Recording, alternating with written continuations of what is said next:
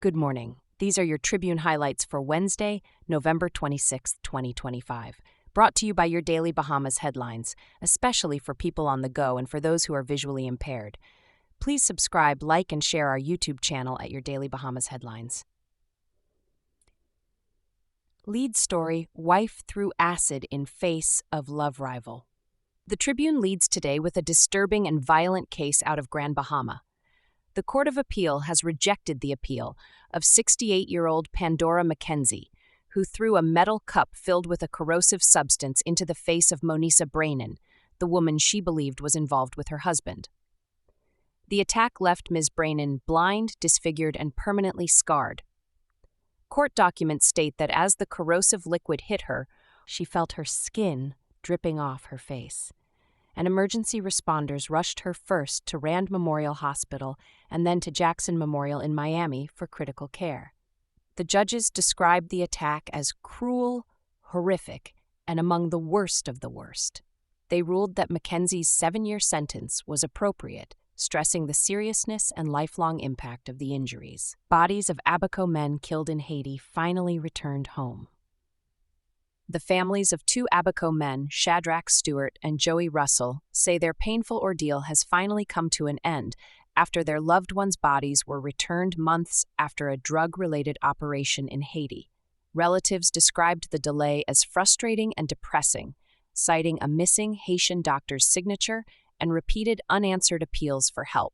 Despite questions about the circumstances of the deaths, families say they are relieved to prepare for burial. American granted $60,000 bail in Abaco fatal crash. An American woman has been granted $60,000 bail in connection with a traffic accident that killed preschool teacher Monique Williams and her 13-year-old nephew, Terrence Williams, last Friday. Prosecutors alleged the woman drove dangerously before colliding with the victim's vehicle. She must return to court in March 2026. Hotard. Former AG, by-election a blow to Pintard, a knock in the head for PLP. Former Attorney General Sean McWeeney says Monday's Golden Isles by-election result should be a wake-up call for both major political parties, warning that neither side should view the outcome as a clean victory. McWeeney, Pintard can still point to strong polling station wins. On page 4, McWeeney expands on his analysis, noting that Michael Pintard actually won a majority of polling stations even though the PLP captured the seat. He cautions both parties against overconfidence heading into 2026. Taxi union warns of escalating industrial action. The Bahamas Taxi Cab Union says long-standing grievances over illegal operators, port access, and government responses have reached a breaking point. President Tyrone Butler warns that drivers are prepared to escalate action if necessary. People have to steal to eat. Charity faces food crisis. Great Commission Ministries reports a dramatic rise in hunger and homelessness, with as many as 60,000 people receiving meals across their programs. Bishop Walter Hanschel says the organization is overwhelmed as more Bahamians slip into poverty. Opening of $3.5 million homeless shelter delayed again. Hope City's long-awaited homeless shelter has been pushed back nearly 2 years due to construction setbacks, funding issues, and structural problems. Leaders now hope to complete it by 2026. And crime. Court rejects appeal in acid attack case. The full Court of Appeal ruling emphasizes the exceptional cruelty of the attack on Ms. Brainan. Judges said the injuries were extremely painful, permanently blinding and disfiguring, and fully justified the 7-year sentence. Appeal denied for man who handcuffed teen girl to tree for 6 days. A man convicted of tying a 14-year-old girl to a tree, placing a rope around her neck, and repeatedly sexually assaulting her over 6 days has been denied appeal.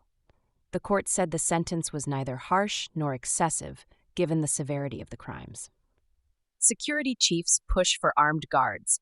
Private security leaders are calling for legislative changes to allow some guards to be armed as crime risks escalate. Officials say this must be carefully regulated. Over 5,000 register for Upskill Bahamas courses. More than 5,000 Bahamians have registered for new government training programs targeting digital skills, trades, and hospitality. Officials expect demand to grow. Business news. All hands on deck. Fidelity aims for $18 million profit. Fidelity Bank says it is working aggressively to recover lost ground and close 2025 with an $18 million profit, driven by higher consumer spending and improving economic conditions. Bahamas ranked Caribbean innovation leader, but skills lag. The IDB says the Bahamas outperforms the region in innovation, but faces serious skills shortages, especially in technology and specialized labor. Andros Lodge closes early due to slow bookings. Operators of a well-known Andros fishing lodge say bookings are scary slow, prompting an early seasonal shutdown. Statistical Institute faces credibility challenges.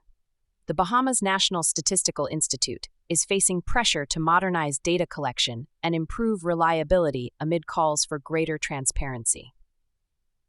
Editorial: Time to end violence against women and girls.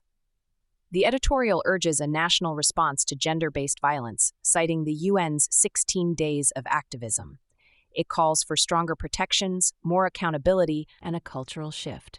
Letters to the editor. One letter says campaign rhetoric feels hollow for families living in cars. Another warns that the nation suffers from no plan, no skills, and no progress. Britain prepares a high-stakes budget as inflation, debt, and political pressures mount. Trump EPA moves to abandon soot pollution standards, provoking backlash from environmental groups. Bolivia's new president plans aggressive borrowing and tax cuts to confront an economic crisis. Grand Bahama Paint Supplier celebrates 45th year. Paint Fair celebrated its 45th anniversary with its annual color show, highlighting design trends and community partnerships. BAMC encourages farmers to treat farming as business. BAMC leaders say farmers, especially in Long Island, must expand beyond traditional methods to grow the national food economy. This day in November 26, Hashkashkar, 1963, Sir Lyndon Pindling becomes leader of the opposition. On this day in 1963, Sir Lyndon Pindling officially took on the role of leader of the opposition, setting the stage for historic political transformation. Closing note: staying informed strengthens our communities. Enjoy your day. Be blessed and be a blessing.